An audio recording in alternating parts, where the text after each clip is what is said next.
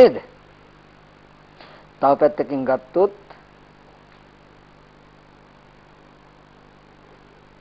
ඒ මැරිච්ච කෙනා කොහේවත් නැත්තම් සිහි කරන දේ මනස පිළිබඳ වූවක්ම නම් ඒ වගේ මේ තැන ඉඳගෙන ඉන්නකොට ඕගලන්ට යම්ම දෙයක් සිහි කරන්න පුළුවන් නම් අද ඕගලන්ට තේරෙන්නේ gedara daruwo මේ යම්ම දෙයක් බාහිර ඇති බවට සිහි වෙනවා නම් ওই සිහි කරලා තියෙන ඔක්කොම විතර්ක මෙතනින්ම ඒකයි භවය කියලා කියන්නේ අපිට පේන්නේ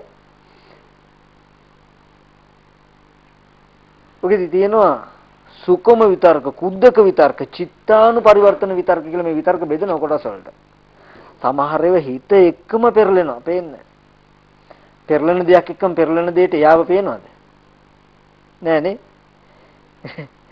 එතකොට මේ ඒ වගේ අපිට හිතේ තියෙන විතර්කමයි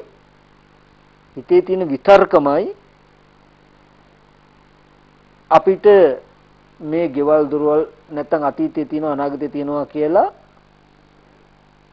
එළඹිලා තියෙන්නේ. විතර්කවලමයි මනස තුලමයි මේ ලෝකේ තියෙන්නේ. එතකොට අපි මේ සත්‍ය තුල පිහිටලා ඉඳගෙන අපි කිමු දරුවා කියලා සිහි වෙනකොටම අපිට පුළුවන් නම් දැන් දන්නවා හොඳටම අතීතේ නිරුද්ධ වෙලා නම් මේ දරුවා කියලා සිහි වෙන්නේ Tamanටම මටම නේද? තමා තුලම නේද? කියලා බලන්න පුළුවන්. gedara කියලා සිහි වෙනකොට මේ සිහි වෙන්නේ මටම නේද? Taman තුලම නේද කියලා බලන්න පුළුවන්. එහෙම නැත්නම් මේ සිහි වෙන හැම එකක්ම මේ දුකක් උපන්න නේද? රෝගයක් උපන්න නේද? හුලක් උපන්න නේද? උපදින හැම අදහසක්ම අනිත්‍ය වශයෙන්, දුක් වශයෙන්, රෝගයක් වශයෙන්, හුලක් වශයෙන්, ගඩක් වශයෙන් බලන්න පුළුවන්. ඇයි ඒ? gedara කියලා සිහි වෙනකොටම දැන් නිරුද්ධ වෙච්ච දේ ඇති බවට සිහි කළොත් අපි මේ මානසික මට්ටම දුරු නොවුනොත් මරණාසන්න මොහොතේ මේ නිමිත්ත අරගෙන ප්‍රතිසන්දි වශයෙන් පැමුණුනොත් මේ නිමිත්ත තියනවා කියන්නේ එහෙනම් ඒ බඳු ලෙඩ රෝග අරන් දුන්නේ මේ නිමිත්ත එහෙනම් මේක රෝගයක් වගේ මේ නිමිත්ත දරුවා gedara කියලා සිහි කරපු ওই නිමිත්ත දුරු නොකළොත් ওই නිමිත්ත තිබුණොත් ඔයින් සසර ප්‍රතිසන්දි වශයෙන් ගත්තොත් යම් තා කඩු කිනිසි උල්පහරවල් ඇයෙනවා නම් ඒ ඇයෙන බව අරන් දෙන්නේ මේ වගේ නිමිත්තක් සසර ඉන්නවනේ. එහෙනම් මේ අරමුණක් නෙමෙයි මේ හුලක්. යම් මේ නිමිත්ත දුරු නොකර තිබුණොත් මේ නිමිත්තානුසාරීව හැසිරලා ප්‍රතිසන්දි වශයෙන් ගියොත් ඒම උපදින සසරදී මුළු ශරීරයෙන්ම කුණු වෙලා එකම සැරව gediyak බවට පත් වෙන රූපයක් හැදුනොත් උරුම වෙයි නම් ඒ බඳු පැවැත්මක් අරන් දෙනවා මේ නිමිත්ත. එහෙනම් මේක ගඩක්. මේ ස්කන්ධයක් උපදිනව නෙමෙයි අනිත්‍ය දෙයක් උපදින්නේ මේ දුකක් උපදින්නේ මේ ජරාවක් උපදින්නේ මේ මරණයක් උපදින්නේ. ඇයි මේ එහෙම කියන්නේ? මෙයා හිටියොත් මෙයා හිස් නැහැ. කියන මේ සිද්ධිය තුල ජරාව මරණය හුල කියලා තේරෙන මට්ටම හින්දා නෙමෙයි මෙයාට නුවණ දුවගෙන යන්නේ. එතකොට එයා උපදින විතර්කේ වළක්වනවා. ඔකට හොඳට පෙන්වන බුදුරජාණන් වහන්සේ මජ්ක්‍ධිම නිකායේ බද්දේක රත්ත කියලා සූත්‍රයක් තියෙනවා. බද්දේක රත්ත කියන්නේ නියම එකලාවෙහි ඇලුණු කෙනා. නියම හුදකලාවේ වාසය කරන කෙනා. මේ ශාසනයේ කවුරුවත් හුදකලාවේ නැහැ. මොකද තණ්හාව දෙවෙන්න කියනවා. පුද්ගලයෙක් ඉන්නවා නම් එයාට දෙවෙන්නෙක් එක්කම ඉන්නේ තණ්හාව දෙවෙන්න කියනවා. හුදකලාවම ඉන්න කෙනා ගැන පෙන්වන බුදුරජාණන් වහන්සේ. ඒ කියන්නේ එතකොට දෙවෙන්න නැහැ. අතීතං නාන්නෝ අගමෙය්‍ය නප්පටිකංකේ අනාගතං යදතීතං පහිනං තං අපත්තං ච අනාගතං පච්චුප්පන්න යේ ධම්මේ තත්ත විපස්සති අසම්හිරං අසංකුප්පං අතීතය අනුව යන්න එපා අනාගතේ ප්‍රාර්ථනා කරන්න එපා. ඇයි අහනවා යදතීතං පහිනං යම් අතීතයක් තියෙනවා ප්‍රහින වෙලා තං අපත්තං ච අනාගතං අනාගතේ පැමිණිලා නැහැ. පච්චුප්පන්න යේ ධම්මේ තත්ත විපස්සති වර්තමාන ධර්මයන් ඒතන විදර්ශනා කරන්න. එතකොට ඔයගොල්ලන්ට හොඳට මතක තියාගන්න අතීත අනාගත කියන අත්දැකීම් එන්නේ මනෝවිඤ්ඤාණය හරහා විතරමමයි. දැකපු අහපු දේවල් ඕගොල්ලන්ට හිතෙන් සිහි කරන්න පුළුවන් මිසක කවදාවත් දැකපු අහපු දේවල් මෙතන ඉඳන් ඇහෙන් බලන්න බෑ එහෙ. එහෙම එකක් නෑ. මේ ඇහැට පෙන්නේ මේ පෙන්න ටික විතරයි. මනෝ විඥාණයෙන් විතරමයි. ඒ කියන්නේ එක තැනයි අල්ල ගන්න තියෙන්නේ. එතකොට උපදින විතරකයක්ම තමන්ට සත්‍ය ඥානෙ තියෙන නිසා අතීතයේ නිරුද්ධ වෙලාමයි ඒ සත්‍ය පිහිටලා තියෙන හින්දා මනස. එයා දන්නවා ඇති බවට පහළ වෙනවා නම් මේ මනෝමයි කියන එකට නුවණයි. ඊට පස්සේ මේ පහළ වෙන එකද නිකන්නම් අරමුණක් පහළ වුණා දරුවෙක් සිහි වුණා නම් නෙමෙයි, ගෙදරක් සිහි වුණා නෙමෙයි. මේ ජාතිය පහළ වුණා, ජරාව පහළ වුණා, ව්‍යාධිය, මරණය, ශෝකය, පරිදේව, දුක්ඛ, දෝමන, උපායාසයගේ පැවැත්ම. එකයි පංච උපාදානස්කන්ධය අනිත්‍ය හැටියට, දුක්ඛ හැටියට, රෝගයක් හැටියට, හුලක් හැටියට, ගඩක් හැටියට යෝනිසෝ මනසිකාරය කළ යුතුයි. පහළ වෙන දේ අරමුණ මෙහෙම එකක්. ඒක අර්ථ බලා ගන්න ක්‍රමයක් තමයි මම අර කිව්වේ. ඇයි මේ පංච උපාදානස්කන්ධේ හුලක් කියන්නේ? ඇයි පංච උපාදානස්කන්ධේ රෝගයක් කියන්නේ? ඇයි පංච උපාදානස්කන්ධේ ගඩක් කියන්නේ? කියන එක බලා ගන්නයි මම අර ඉස්සලා ටිකක් මම පෙන්නුවේ. එතකොට ඔන්න ඔය විදිහට උපදින අරමුණු වල ඇත්ත බලා ගන්න ඕනේ. කොහොම ඇත්ත බලාගත්තා කියලා කිව්වා කියලා ඕගලන්ට බෑ. අපිට ඕක කරන්න පුළුවන්කම තියෙනවා නම් උපදින අරමුණු වල හොඳට සිහිය යෙදিলা තියෙනවා නම් අනිත්‍ය හැටියට, දුක්ඛ හැටියට, රෝගයක්, කුලක් හැටියට දකින්ද වඩන්න මගක් නැහැ, ඕන්නේ නැහැ. ඇයි? එහෙම දැක්කොත් තණ්හාව නැතිලා නිරෝධය සාත් වෙලා කියන එකක් වෙනවා. ওই ටික කියලා දුන්නොත් ඕගලන්ට ඕක බෑ දැන්. දැන් ওই විදර්ශනා කරන හැටි මම කිව්වේ. හරිද?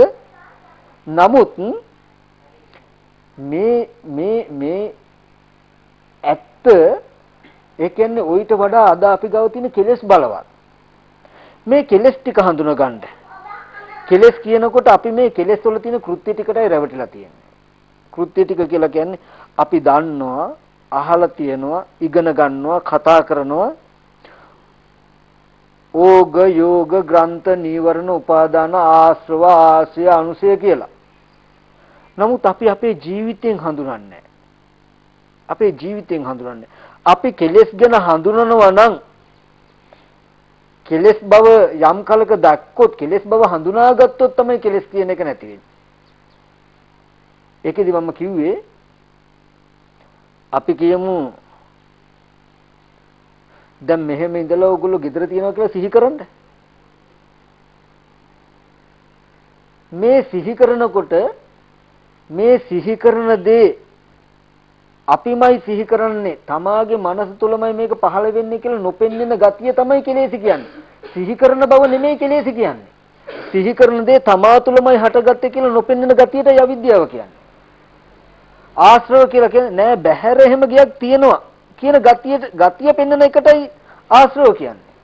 නෑ බාහිර එහෙම කෙනෙක් ඉන්නවා එහෙම දෙයක් තියෙනවා කියලා යොදවන ගතියටයි යෝග කියන්නේ. නෑ එහෙම දෙයක් තියෙනවාමයි කියලා ගෙතෙන ගතියටයි ග්‍රන්ථ කියලා කියන්නේ. ඔය ගති ටිකේ දෝෂේ. මොකද සිහි කරන එක රහතන් වහන්සේට පුළුවන්. රහතන් වහන්සේට පුළුවන් gedara කියලා සිහි කරන්න. සිහි කරුවොත් රහතන් වහන්සේට තේරෙයි මේ තමන්ම මේ විතර්කයක් සිහි කළා නේද? හටගත්ත විතර්කයේ තමා තුළම නැති වෙනව නේද කියන තැනක නුවණ පිහිටලා තියෙයි. මෙහි නොපෙනෙන ගතිය නෑ එතන. මේ සිහි කරන දේ බාහිර තියෙන දේ කියලා ඒ මනසේ නෑ. ගියොත් 13 අනත්තේ ගැටුනොත් මෙහෙම සංඥාවක් පහළ වෙයි කියන තැනක මනස තියෙනවා මිසක තාම ඉපදිලා නැහැ. නූපදිනවා කියන තැනකයි තියෙන්නේ. අද අපිට තමයි තියෙන්නේ දරුවා ගෙදර කියලා සිහි කළාම නෑ එහෙම කෙනෙක් ඉන්නවමයි තියෙනවමයි එහෙම දෙයක් තියෙනවමයි කියලා පය ගහලා පෙන්නන. ඔය පෙන්නන හිතට දැනෙන gati ටික දකින්න කෙලස් කියලා. මේ කෙලස් වල කෘත්‍ය ටිකටයි තියෙන්නේ. අන්නේ කෙලෙස් වල තදකම හිඳයි මේ උපදින දේ විතර්කයක්. මේක ජරා අනිත්‍ය දෙයක් දුක් දෙයක් කියලා පේන්නේ නැත්තේ ඒ ටික පේන්නේ ඉස්සර වෙලා. මෙහි නොපෙන්නන ගතියෙන් බාහිර පෙන්නන ගතියෙන් පෙන්නන දේ මෙහෙම දෙයක් කියලා පෙන්නන ගති ටික සැර වැඩි. තේරෙනවද? දැන් මෙච්චර මේ මගක් විදර්ශනා කරන්න ක්‍රමයක් කියලා දුන්නත් ওই විදිහට හිත තබාගෙන විදර්ශනා කරන්න පහසු නෑ නේද? ඒ පහසු නැති වෙලා තියන්නේ ඇයි? ඒ උපදින අරමුණක තාම මේ වගේ ගති ටිකක් ඉදලා තිනවා සැරව. තදට ගති ටිකක් ඉදලා තිනවා. ඒ කියන්නේ gedara කියන එක අනිත්‍ය දෙයක් දුක් දෙයක් මේක විතර්කයක් කියලා බලාගන්න ඉස්සර වෙලා. ඒ කියන්නේ ආශ්‍රව කියන එක මෙතන බලවත් වෙලා තියෙනවා දැන් අපිට සිහිය ඒ කියන්නේ සද්ධා විරි සති සමාධි ප්‍රඥා කියන ඉන්ද්‍රිය ධර්ම ටික දුබලයි අපේ දැන් ආශ්‍රව බලවත් අපේ. ඒ කියන්නේ උපදින අරමුණක තමා තුළමයි මේක හටගන්නේ. හටගෙන නැති වෙන්නේ මේක අනිත්‍ය දෙයක් දුක් දෙයක් නේද කියන ටික නුවණ ටික යෙදෙන්න ඉස්සර වෙලා උපදින අරමුණ උපදින්නේ නෑ එහෙම කෙනෙක් ඉන්නවමයි එහෙම දෙයක් තියෙනවමයි කියන gati ටිකකින්. ඒකයි මේ ප්‍රශ්නේ තියෙන්නේ. ඒ හින්දායි අපිට බලා ගන්න අමාරු වෙලා තියෙන්නේ. ඔන්න හිතේ සමාධියෙන් කරන්නේ මොකද්ද? යම් අරමුණක් උපදිනකොට තමා තුලයි උපදින්නේ තමා තුලයි පහළ වෙන්නේ කියන එක නොපෙන්නන gati අඩු කරනවා. නෑ බාහිරමයි තියෙන්නේ. එහෙම කෙනෙක් ඉන්නවා එහෙම දෙයක් තියෙනවා කියන පය ගහලා පෙන්නන gati අඩු කරනවා. මේ සමාධියෙන් කරන්නේ මේ කෙලෙස් අඩු කරනවා කියලා කියන්නේ ඒකයි. නීවරණ අඩු කරනවා කියලා කියන්නේ අරමුණු සිහි කරන gati අඩු කරනවා නෙමෙයි. හොඳට තේරුම් කරගන්න. මේ කියන ටික නැවත 10 සැරයක් හරි අහලා තේරුම් කරගත්තොත් මම හිතන්නේ ජීවිතේට ලොකුම තේරුමක් වෙයි කියලා. ඒ හින්දා මේ කෙලෙස් අඩු සමාධියෙන් කරන්නේ මොකද්ද? මේ නීවරණ ධර්ම දුරු කරනවා කියලා කියන්නේ. දැන් අපිට එන්නේ දරුවෙක් ඉන්නවා ගෙදරක් තියනවාම කියලා පය ගහලා නම් එන්නේ අපිට පුළුවන් ද මේක අනිත්‍ය දෙයක් දුක් දෙයක් හැටියට දැන් එහෙම විදර්ශනා කරන එක තමයි ඇත්ත ප්‍රඥාව. ඒක අනිත්‍ය හැටියට දුකක් රෝගයක් හැටියට බලන්න ඕනේ ඒක ඇත්ත. එහෙම කෙරුවම පංච උපාදානස්කන්ධයේ දුකක් හැටියට පිළිසලකව තණ්හාව නැතිලා මේ නිරෝධي සාත් වෙන්නේ. නමුත් ඕක බලාගන්න ඉස්සෙල්ලම එනවනම් කලම එතකොට ඒ නුවණකින් බලන්න කලම අපිට ඒ ධර්මයේ එනවනම් මෙහෙම සිද්ධියකින් එහෙනම් නුවණින් බලන එක බලන්න පුළුවන් මට්ටමට ගන්න තව බෙහෙතක් දෙන්න වෙනවා නේ. දැන් රෝගියෙකුට අසනීපයකට බෙහෙත් දෙනවනම් මේ රෝගයට සුව වෙන්න මේ බෙහෙත දෙන්න ඕනේ. නමුත් මේ අනිත් අසනීපයක් තියෙන ඒ අසනීපේ බෙහෙත් දෙන්න බෑ. එහෙනම් මේ බෙහෙත දුන්නොත් තමයි රෝගී සුව වෙන්නේ. ඒ බෙහෙත දෙන්න බෑ මොකද්ද? අපි කියමු සීනි අමාරුව වැඩි.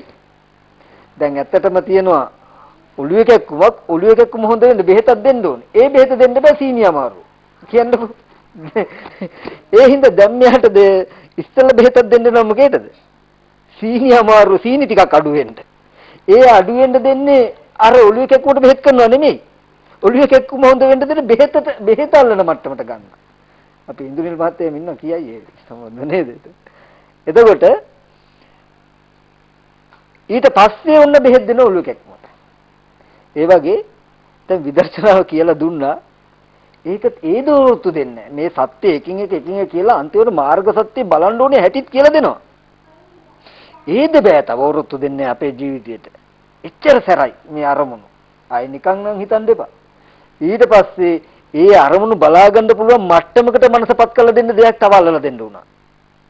ඒකට තමයි බුදුරජාණන් වහන්සේ සමාධිය කියලා පෙන්වන්නේ. සතර සතිපට්ඨානය කියලා පෙන්වන්නේ.